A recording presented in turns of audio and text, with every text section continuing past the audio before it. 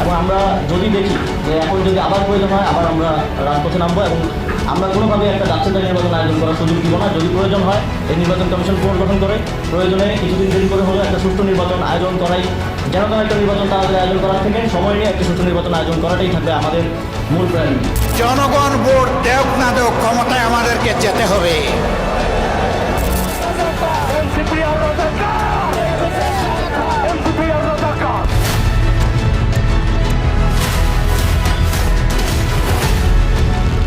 বাংলাদেশকে সাথে পেয়ে তারা তো এখন খোলাখুলি হুমকি দিচ্ছে যে তারা ভারতকে বিভিন্ন দিক থেকে হামলার মুখে ফেলবে। এখন তো তারা নর্থ ইস্ট দিয়ে ভারতকে আক্রমণ করার কথা শুধু মুখেই বলছে না, সেখানে তাদের জেহাদি এবং জঙ্গি ক্যাম্পও বানাচ্ছে। And thereafter played a pivotal role in ensuring calibrated response to Pak actions. যতদিন না কোনো নির্বাচিত সরকার আসছে ততদিন ভারত বাংলাদেশের সেনা প্রধানকে সে দেশে প্রতিনিধি হিসাবে ধরছে।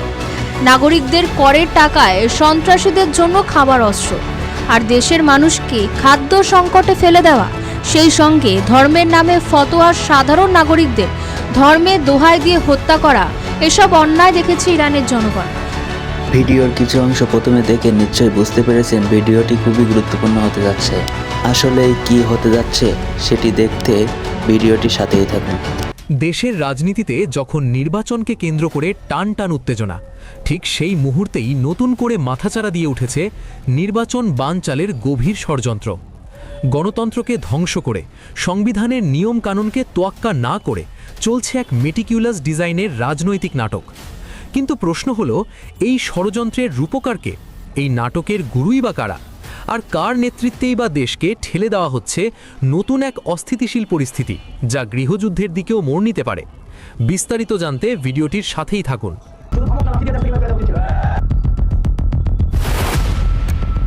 প্রিয় দর্শক, চলুন একটু পেছনে ফিরে যাই আগস্ট পরবর্তী সময়ের দিকে, যখন দেশ চরম অস্থিরতার মধ্য দিয়ে যাচ্ছিল।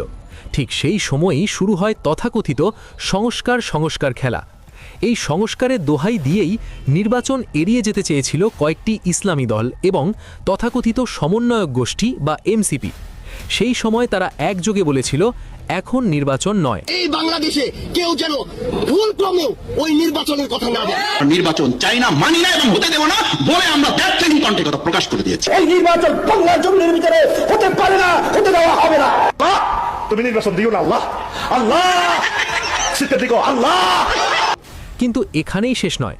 ওই সময়েই আমরা দেখেছি শেখ হাসিনাকে স্বৈরাচার আখ্যা দিয়ে চালানো হয় লাগাতার প্রোপাগান্ডা। একই সঙ্গে শুরু হয় আওয়ামী লীগ নেতাকর্মীদের বাড়িতে অগ্নিসংযোগ, নৃশংসভাবে পুলিশ হত্যা, সাধারণ মানুষের নিরাপত্তাহীনতা, এমনকি দিনে দুপুরে ধর্ষণের মতো ভয়াবহ ঘটনাও ঘটে যায়। দেশ যখন কার্যত অরাজকতার দিকে ধাবিত, ঠিক তখনই সাধারণ মানুষ নতুন করে স্বপ্ন দেখতে শুরু করেছিল একটি নির্বাচনের। কিন্তু প্রিয় দর্শক, এখানেই আসে সবচেয়ে ভয়ঙ্কর অধ্যায়। এই গোষ্ঠীগুলো শুধু নির্বাচন ঠেকাতেই চায়নি, তারা দেশের সর্ববৃহৎ দল আওয়ামী লীগকে দেশ ছাড়া করার ষড়যন্ত্রে লিপ্ত হয়। অন্য রাজনৈতিক দলগুলোকেও ভয় ভীতি দেখিয়ে বলা হয়, আওয়ামী লীগের পক্ষে গেলে তোমাদেরও দেশ ছাড়তে হবে। যদিও বিষয়টি দীর্ঘদিন গোপন ছিল, তবে আজ তা স্পষ্ট। কারণ যিনি একসময় শেখ হাসিনার মৃত্যুদণ্ডের রায় দেওয়া মামলার সঙ্গে যুক্ত ছিলেন, সেই সাবেক অ্যাটর্নি জেনারেল নিজেই প্রকাশ্যে বলেছেন এই পিটিশনের পেছনে জামায়াতে ইসলামী গোপনে দায়ী ছিল। চলুন সেই ভিডিও ফুটেজটি দেখে আসা যাক। সেদিন আমি সেটা আওয়ামী লীগের রেজিস্ট্রেশন বাতিল করার জন্য হাইকোর্টে বাধা দিয়েছিলাম। এই আওয়ামী লীগকে যখন 24-এর পরে, আগস্টের পরে নিষিদ্ধ ঘোষণা করার জন্য জামাত ইসলামের পক্ষ থেকে রিট পিটিশন দায়ের করেছিলেন, আওয়ামী লীগকে সারা জীবনের জন্য হাইকোর্ট যাতে নিষিদ্ধ করে। আমি অ্যাটর্নি জেনারেল ছিলাম। আমি দাঁড়িয়ে বলেছিলাম যে পিটিশন নিয়েছেন, যারা পিটিশন নিয়ে এসছেন, তাদের অধিকার নাই একটা আদর্শকে হত্যা করা। আওয়ামী লীগে যেমন খুনি আছে, আওয়ামী লীগে অনেক আদর্শিক সৈনিকও আছে। সেদিন আমি সেটা আওয়ামী লীগের রেজিস্ট্রেশন বাতিল করার জন্য হাইকোর্টে বাধা দিয়েছিলাম। কারণ আমরা চিন্তা করি আদর্শের, আমরা আদর্শকে হত্যা করে কোনো রাজনীতি করতে চাই না। আজকে একটা বিতর্ক তৈরি হয়েছে, এখানে উনিও কথা বলেছেন ৭১ না ২৪, ২৪ না ৭১, এরকম স্লোগান একটি মহল আনার চেষ্টা করা হয়েছে। আমরা এই ভূখণ্ডে রাজনৈতিক ইতিহাসের দিকে তাকালে আমরা যেমন ৫২ ভাষা আন্দোলনকে ছোট করে দেখতে পারি না, আমাদের কাছে ৭১ আমাদের গর্বের ধন। ৭১ যারা মুক্তিযুদ্ধ করেছেন, যারা আমার ভূখণ্ড দিয়েছেন, যারা স্বাধীনতা দিয়েছেন, পতাকা দিয়েছেন, তাদেরকে খাটো করে যারা দেখবে, আমরা তাদের সাথে নাই। আমরা প্রিয় দর্শক, এই দলগুলো মনে করেছিল ছাত্রদের সামনে রেখে রাজপথ দখল করে নির্বাচন নামক গণতন্ত্রকে ধ্বংস করে আজীবন ক্ষমতার চেয়ার দখল করবে। কিন্তু রাজনীতির চাকা সবসময় একদিকে ঘোরে না। যখন বিএনপির ভারপ্রাপ্ত চেয়ারম্যান তারেক রহমান সব বাধা বিপত্তি পেরিয়ে দেশে ফেরেন, ঠিক তখন থেকেই রাজনীতির দৃশ্যপট বদলাতে শুরু করে। বর্তমান অন্তর্বর্তীকালীন সরকার ধীরে ধীরে বিএনপির দিকেই বেশি মনোযোগ দিতে থাকে। এর প্রতিফলন দেখা যায় রাজনৈতিক মহল থেকে শুরু করে সর্বস্তরের আলোচনায়। এমনকি এই বিষয়ে সমন্বয়ক হাসনাত আব্দুল্লাহ নিজে কথা বলেছেন। হচ্ছে তাদের সে আচরণ, যে স্থাপকের যে আচরণ, একটি দলকে যেভাবে আনকন্ডিশনালি যেভাবে সাপোর্ট দিয়ে যাচ্ছে যে আচরণ, সেটা আমাদেরকে আহত করছে। এভাবে যদি চলতে থাকে তাহলে এই সরকারি অর্থ অপচয় করে এই নির্বাচনের কোনো প্রয়োজন নেই। কিন্তু প্রিয় দর্শক, যখন তারা বুঝতে পারে নিজেদের ক্ষমতা বাস্তবায়ন আর সম্ভব নয়, ঠিক তখনই আবার নতুন করে শুরু হয় নতুন ষড়যন্ত্র, রাজপথ দখলের হুমকি, নির্বাচন বানচালের ঘোষণা। একই নাটক, শুধু কৌশল বদলেছে।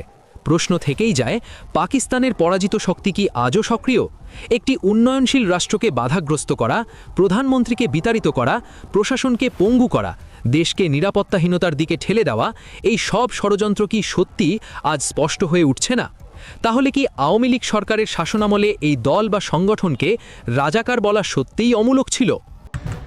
ভারতের সেনাপ্রধান হয়তো নিরুপায় হয়েই বাংলাদেশের সেনাপ্রধানকে দুই দেশেই প্রাসঙ্গিক করে তুলেছেন।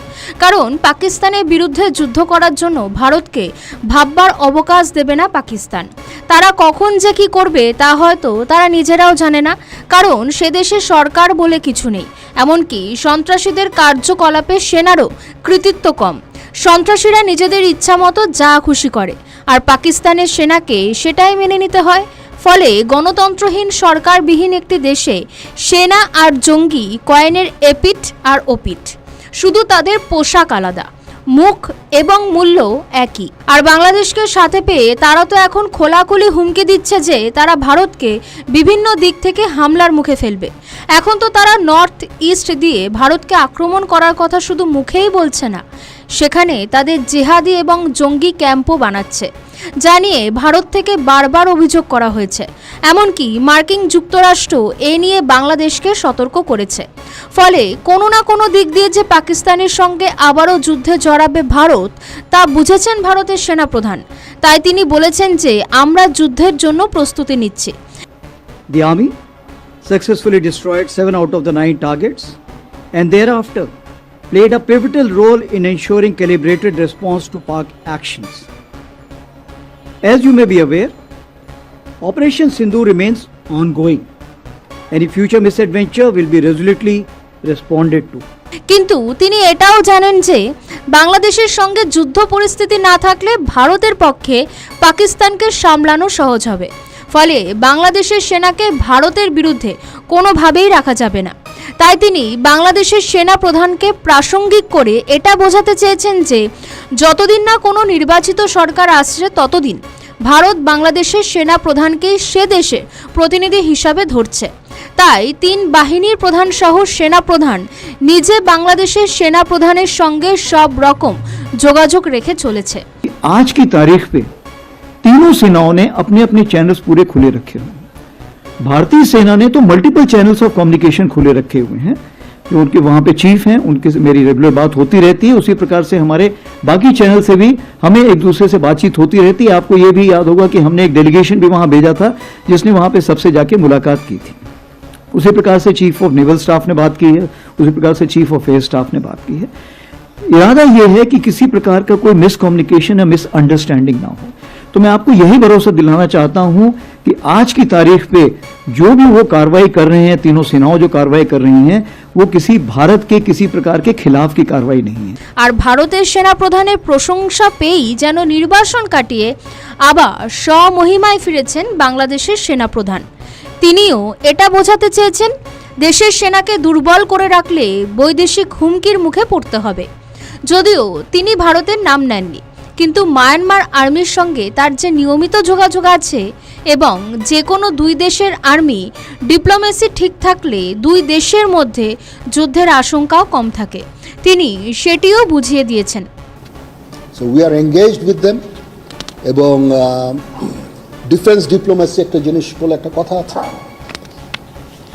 যখন দুই ফোর্সেস একে অপরের সাথে কমিউনিকেট করে, সেই ফোর্সের পক্ষে হঠাৎ করে যুদ্ধ শুরু করা ভেরি ডিফিকাল্ট, এটা হয় না, ঠিক আছে?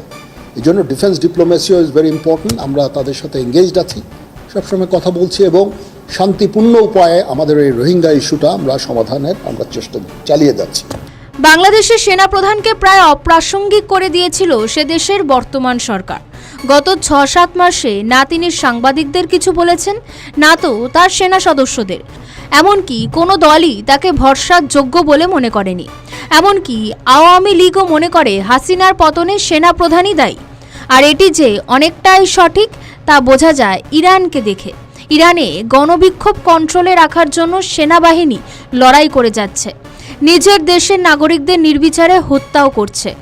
নিশ্চয়ই কোনো সরকারকে টিকিয়ে রাখার জন্য নিজের দেশের জনগণকে হত্যা করাটা কখনোই কোনো স্বদেশীয় বাহিনীর জন্য যুক্তিযুক্ত নয়। কিন্তু বাহিনীর দায়বদ্ধতা থাকে সরকারের প্রতি।